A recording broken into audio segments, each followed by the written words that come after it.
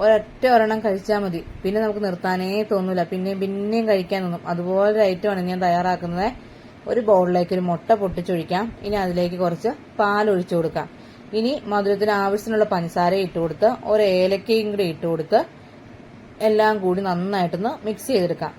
ഇനി ഇത് നമുക്കൊന്ന് മാറ്റി വെക്കാം. ഇനി ഒരു പാൻ അടുപ്പത്ത് വെച്ച് ചൂടായി കഴിയുമ്പോൾ ബട്ടർ ഇട്ട് കൊടുത്ത് ഒന്ന് മെൽറ്റ് ആയി കഴിയുമ്പോൾ ഓരോ ബ്രെഡ് എടുത്ത് നമ്മൾ കലക്കി വെച്ചിരിക്കുന്ന മിക്സിലൊന്ന് ഡിപ്പ് ചെയ്യണം, രണ്ട് സൈഡും ഡിപ്പ് ചെയ്യണം. ഇനി ഇത് നമുക്ക് പാനിലേക്ക് ഇട്ട് കൊടുക്കാം. പ്രത്യേകം ശ്രദ്ധിക്കേണ്ട ഒരു കാര്യം എന്ന് പറഞ്ഞിട്ടുണ്ടെങ്കിൽ തീ ഹൈ ഫ്ലെയിമിൽ വെക്കാതിരിക്കുക, ലോ ഫ്ലെയിമിലേക്ക് ആക്കി വെക്കുക. കാരണം ബ്രെഡ് പെട്ടെന്ന് കരിഞ്ഞു പോകും. ഇനി ഇത് നമുക്ക് ഒരു 2-3 തവണയെങ്കിലും തിരിച്ചും മറിച്ചു വിടണേ. എന്നിട്ട് വേണം ഇതൊന്ന് രണ്ട് സൈഡും മൊരിയിച്ചെടുക്കാനായിട്ട്. ഇതുപോലെയൊക്കെ ഒന്ന് മൊരിഞ്ഞു വരുമ്പോൾ നമുക്ക് പ്ലേറ്റിലോട്ട് മാറ്റി വെക്കാം കേട്ടോ. സ്കൂൾ വിട്ട് വരുന്ന കുട്ടികൾക്കൊക്കെ ഒരുപാട് ഇഷ്ടമാകും. നമുക്ക് തയ്യാറാക്കാനും വളരെ സിമ്പിളാണ്, നല്ല ടേസ്റ്റാണ്. ഒന്ന് കഴിച്ചിട്ടുണ്ടെങ്കിൽ നമ്മൾ ഇടയ്ക്കിടയ്ക്കൊക്കെ ഇതുണ്ടാക്കും. അതാണ് ഇതിന്റെ ഒരു പ്രത്യേകത കേട്ടോ. നല്ല ചൂടോടുകൂടി കഴിക്കാൻ എന്നാ രുചിയാണെന്നറിയാവോ. വീഡിയോ ഇഷ്ടമാവുകയാണെങ്കിൽ ലൈക്ക് ചെയ്യുക, ഷെയർ ചെയ്യുക.